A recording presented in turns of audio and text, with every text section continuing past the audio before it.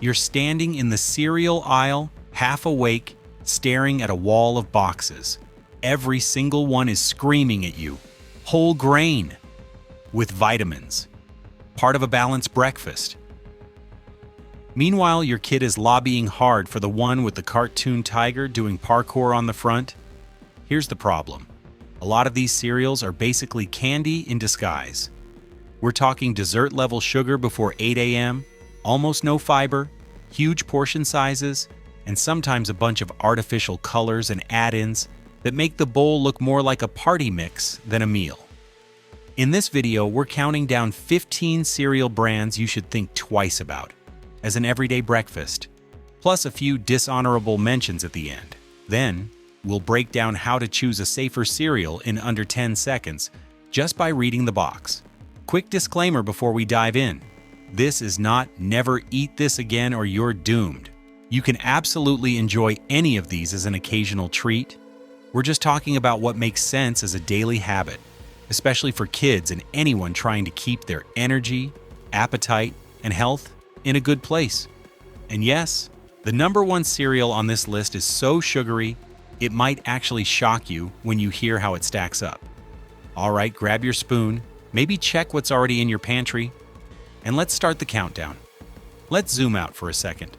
Most health guidelines that talk about kids and sugar suggest keeping added sugar pretty low. Think just a handful of teaspoons total for the entire day. But one generous bowl of many kids' cereals can blow through half or more of that in a single shot, especially if you're not measuring servings and you're filling the bowl to the brim. Here's why that matters. When you eat a big hit of refined carbs and sugar with almost no fiber or protein, your blood sugar spikes, then crashes. That's the "I'm starving again at 10 a.m." feeling after a sugary breakfast. Low-fiber, high-sugar breakfasts don't keep you full. You're way more likely to snack on more sugary stuff later, which adds up over time. And if breakfast is basically candy and milk, it can bump out chances to get in things like fiber, healthy fats, and protein in the morning. Now, cereal itself is not the villain. There are options that are low in sugar, high in fiber, and genuinely convenient. The problem is that the worst offenders are often marketed the loudest, especially to kids.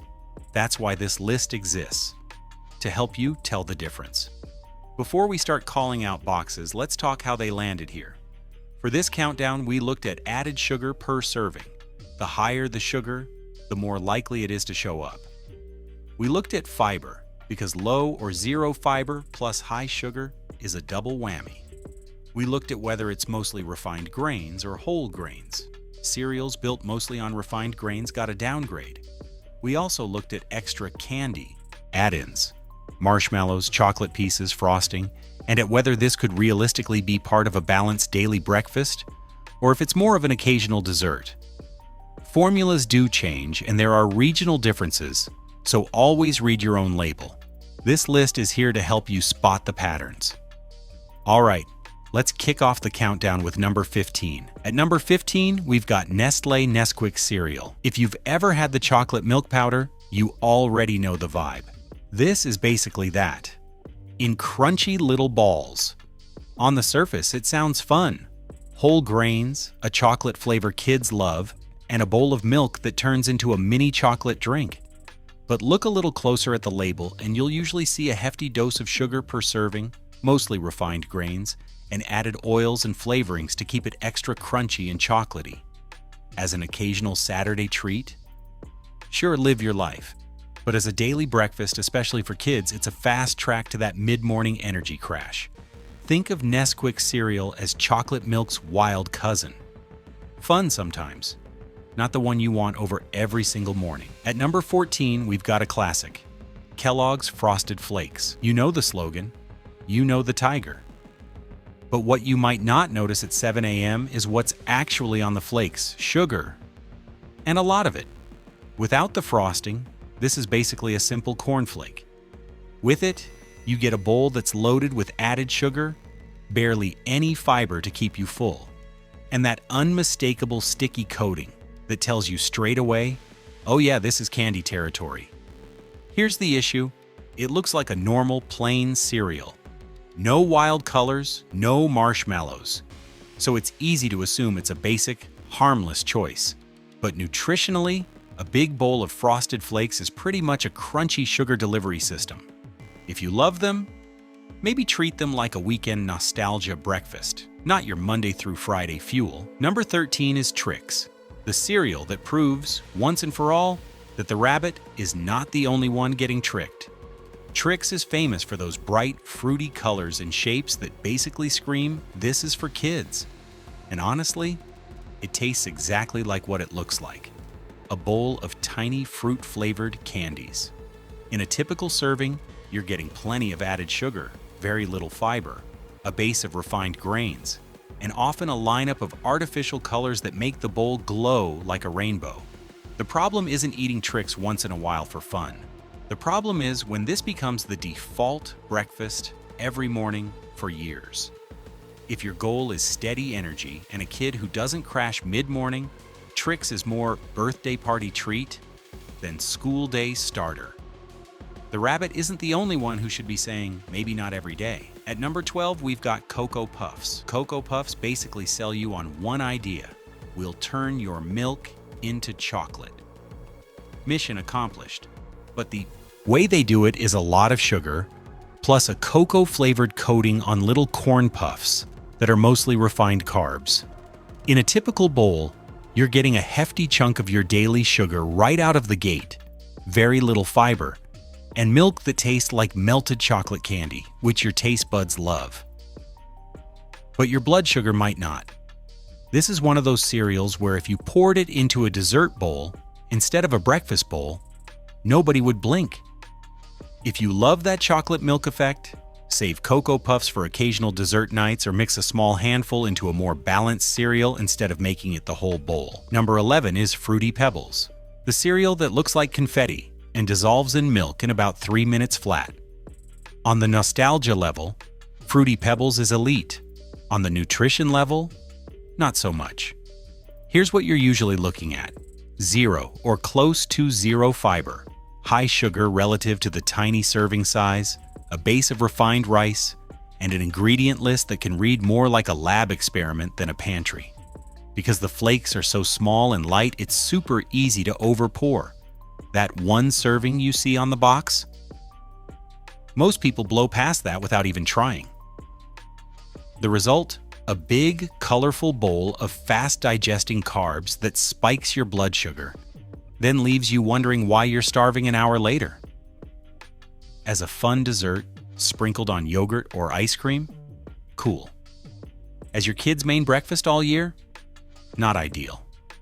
Now we're into the top 10 and kicking it off with Reese's Puffs. Let's be real, the second you see the Reese's logo, you already know what you're signing up for. This is literally cereal based on a candy. Reese's Puffs are sold as peanut butter and chocolate flavored cereal. What that usually means in practice is a lot of added sugar per serving. A base built largely on refined grains, low fiber so it doesn't keep you full for long, and a taste that's suspiciously close to eating candy and milk. Do the peanut butter flavors bring some protein? A little sometimes, but not nearly enough to cancel out the sugar and low fiber. If you think of Reese's Puffs as peanut butter cup flavored cereal, that's actually a pretty accurate description. The issue is when marketing language makes it sound like a balanced breakfast option instead of what it really is, a dessert dressed up as cereal. If this is in your pantry, maybe move it into the treat category, not the daily routine. At number 9, we have Froot Loops, plus its even sweeter cousin, Froot Loops with marshmallows. Froot Loops is one of those cereals that seem not that bad at first glance. It's been around forever, it's fruity, it's fun. But nutritionally, it's closer to a bag of rainbow-colored cookies than a bowl of oats. Here's the usual situation. High added sugar in each serving, not much fiber to slow that sugar down, refined grains making up most of the base, and bright colors that rely heavily on artificial dyes. Add marshmallows to that mix, and you've officially crossed the line into breakfast candy. The tricky part is the health halo. The box might say things like made with grains or with added vitamins. That doesn't cancel out the sugar. If your family loves Fruit Loops, you could shrink the portion and mix it with a high-fiber, low-sugar cereal, or save it for special occasions instead of letting it be the every morning default. Number 8 is Apple Jacks, especially the versions with marshmallows. Apple Jacks sounds kind of wholesome, right? Apples, cinnamon. Sounds like something you'd find at a farmer's market, but most versions of this cereal are more like apple-flavored sugar rings than anything that ever saw an actual orchard. In a typical bowl, you're getting a solid hit of added sugar, mostly refined grains, not much fiber, and when marshmallows show up, the sugar load goes even higher. What really messes with people is the flavor marketing. Apple and cinnamon sounds like baked apples, oatmeal, cozy fall vibes, but in cereal form here, you're getting a very processed, very sweet version of that idea. Nothing wrong with enjoying the taste, just don't confuse it with a bowl of oatmeal with actual apples and cinnamon. If Apple Jacks is a non-negotiable in your house, think about using a smaller bowl or mixing a handful into a more balanced cereal instead of just filling the entire bowl with it. At number 7, we've got Lucky Charms, a cereal that might as well be called marshmallows with a side of cereal. Lucky Charms is iconic, and for good reason. Those colorful marshmallow shapes are basically engineered to be irresistible to kids. But here's what's in that bowl: sugary cereal pieces made from refined grains, a pile of marshmallows that are essentially pure sugar, not a lot of fiber to balance anything out, and often artificial colors to make those marshmallows pop. From a nutrition standpoint, this is one of the clearest dessert disguised as breakfast examples out there. From an emotional standpoint, sure, nostalgia is real. Lots of adults still love Lucky Charms because it reminds them of childhood Saturday mornings. So here's the move: keep it in the fun treat lane. Use it as a topping on yogurt for a special dessert. Share a small bowl on a Sunday. Just don't fall for the idea that a daily bowl of marshmallow cereal is doing your body any favors. Number 6 is Cinnamon Toast Crunch, a cereal that basically tells you the truth in the name. It's cinnamon toast in crunch form. And honestly, it tastes amazing. Cinnamon sugar, crispy edges, that buttery toast vibe. No one's denying it hits the nostalgia button hard, but nutritionally, it's a classic pattern. High added sugar per serving, mostly refined grains, not a lot of fiber, and a flavor profile that is extremely close to eating cinnamon sugar toast as a dessert. If you sit down with a big bowl, it's very easy to overshoot the serving size. And because there's not much fiber or protein, it doesn't keep you full for long. So what do you do if you love it? Try shrinking the portion and pair it with something like Greek yogurt, nuts, or a high-fiber cereal on the side. Think of Cinnamon Toast Crunch as a sweet topping, not the main event of an everyday breakfast. Quick pause before we hit the top 5. If you're still watching right now, drop a strawberry emoji in the comments so I know you actually care what's in your breakfast bowl. Also, tell me, which cereal are you secretly hoping does not show up in the top 5? Alright, let's get into the real sugar bombs. Kicking off the top 5 is Mom's Best Honeyful Wheat. This one is sneaky because the branding feels wholesome. The name sounds gentle. The box usually looks calmer, more natural, less like a cartoon exploded on the shelf. It screams, "Don't worry, I'm the healthy option." But when you look at the nutrition panel, the story changes. Honeyful Wheat has been called out for having very high sugar by weight, despite the more earthy branding. You get a bowl that's very sweet, very fast, not nearly as much fiber as you'd expect from a cereal trying to look wholesome, and a reminder that natural or mom-approved marketing doesn't automatically mean daily breakfast material. This is a perfect example of why you can't rely on the picture on the front of the box. You have to flip it over and check the numbers on the back. If this is in your rotation because it seems better than the louder cartoon brands, it might be time to reconsider and look for something with less sugar and more fiber, even if the box looks a little more boring. At number 4, we have Malt-O-Meal Berry Colossal Crunch with marshmallows. If you've never had it, Picture a giant bag version of a fruity, crunchy cereal. And then someone said, you know what this needs? Marshmallows. One of the big selling points of Malt-O-Meal cereals is that you get a huge bag for a lower price. But that also means it's easy to pour giant portions without realizing it. And if the cereal itself is high in sugar, you're just getting a bigger, cheaper bag of sugar. Berry Colossal Crunch with marshmallows usually includes high sugar content, refined grains as the base, colorful pieces plus marshmallows for extra sweetness, and very little fiber by comparison. This is basically the bulk bin version of a dessert cereal. It's fun, it's crunchy, it's sweet. But it's not the kind of thing you want to treat like a daily breakfast staple. If you're buying this to save money, here's a tip. You can also buy big, cheap bags of plain oats or bran cereals that will keep you full longer and actually support your health. Budget-friendly doesn't have to mean sugar-heavy. Number 3 is Malt-O-Meal Golden Puffs. If these look familiar, it's because they're basically the bagged, off-brand cousin of some of the sugariest puffed wheat cereals on the market. Golden Puffs are sweetened puffed wheat that, at first glance, might look kind of harmless. Wheat sounds good, right? But again, the key is how much sugar is stuck to that wheat.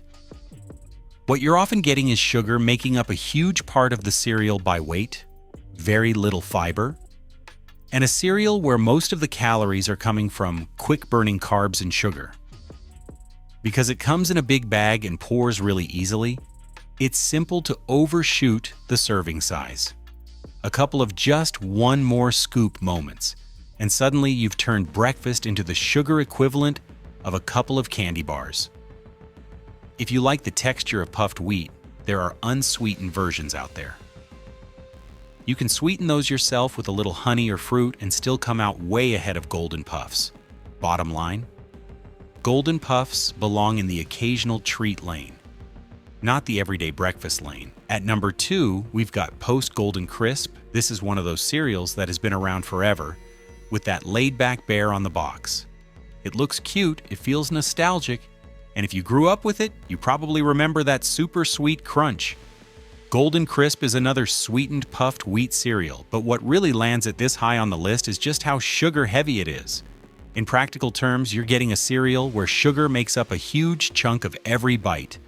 The carrier worship every bali, not much fiber to slow down digestion, and a taste that's a lot closer to a bowl of candied wheat than anything resembling a balanced meal. If you pour yourself a big bowl and eat it with milk, your blood sugar is basically going on a roller coaster before you've even brushed your teeth. Again, nostalgia is legit. If you love Golden Crisp, no one's saying you can never have it again. But it's way more honest to think of it like a dessert cereal. Something you have once in a while, not the thing you rely on to start your day. And that brings us to number 1. Holding the crown at number 1 is Kellogg's Honey Smacks. This cereal has actually gone by different names over the years, Sugar Smacks being one of them, which kind of tells you everything you need to know.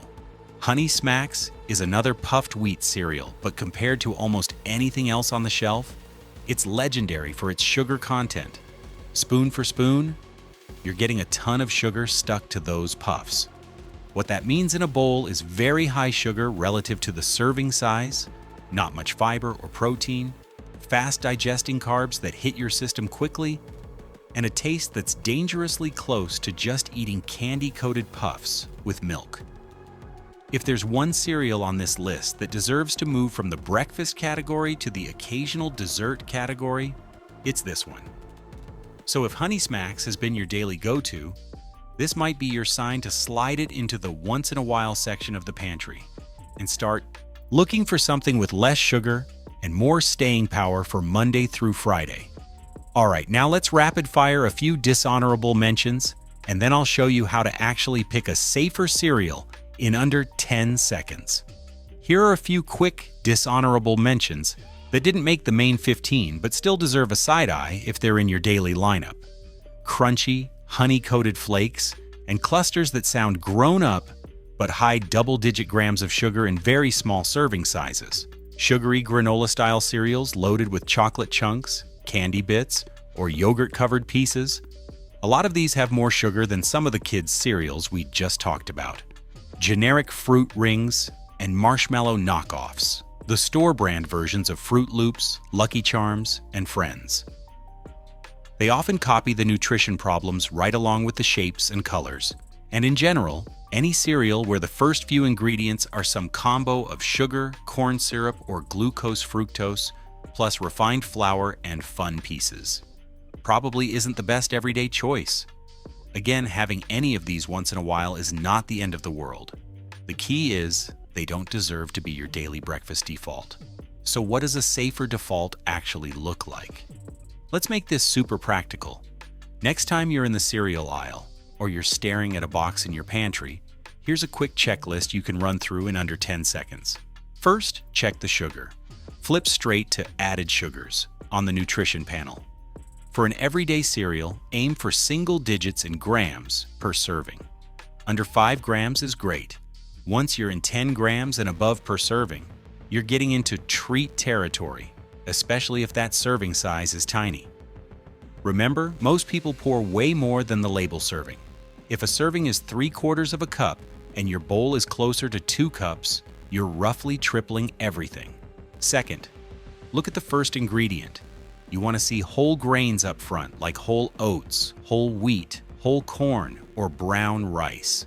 If the first ingredient is sugar, corn syrup, or a refined flour, that's a red flag. Third, check the fiber. For a cereal you eat regularly, aim for at least 3 grams of fiber per serving, ideally 4 to 7 grams. Fiber helps keep you full, slows down how fast sugar hits your bloodstream, and supports digestion over the long run. Fourth, scan the ingredient list. Shorter and simpler is usually better. You don't have to panic over every long word, but if the list is packed with multiple sweeteners, artificial colors, and a bunch of additives you don't recognize, it's probably not the most everyday option. Fifth, think about what you're adding. Cereal alone is mostly carbs. Try to add some protein and healthy fats. Greek yogurt or milk with decent protein, a handful of nuts or seeds, and some fruit for natural sweetness and extra fiber. And finally, decide: daily driver or dessert. Once you've glanced at sugar, fiber, and ingredients, ask yourself, is this a daily driver cereal or a dessert cereal? Both can exist in your pantry. The trick is knowing which one you're pouring at 7 a.m. on a school or work day.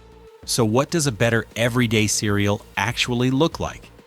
Here are some categories to look for. Not specific brands, just types. Plain shredded wheat or bran cereals. These usually have lots of fiber, no added sugar, and a short ingredient list.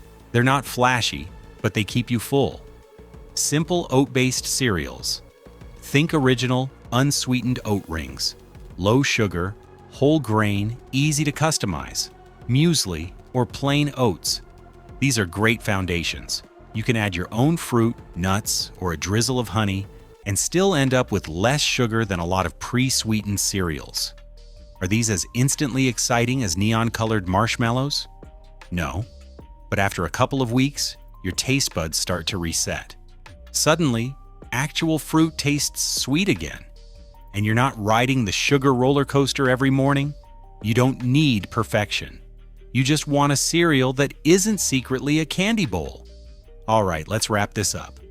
We just went from Nesquik and Frosted Flakes all the way up to Honey Smacks, calling out 15 cereals that make way more sense as occasional treats than as everyday breakfasts. Then we broke down how to spot safer cereals in seconds by checking sugar, fiber, and ingredients. Remember, you don't have to eat a perfect breakfast. You just deserve one that isn't secretly a sugar bomb in a box.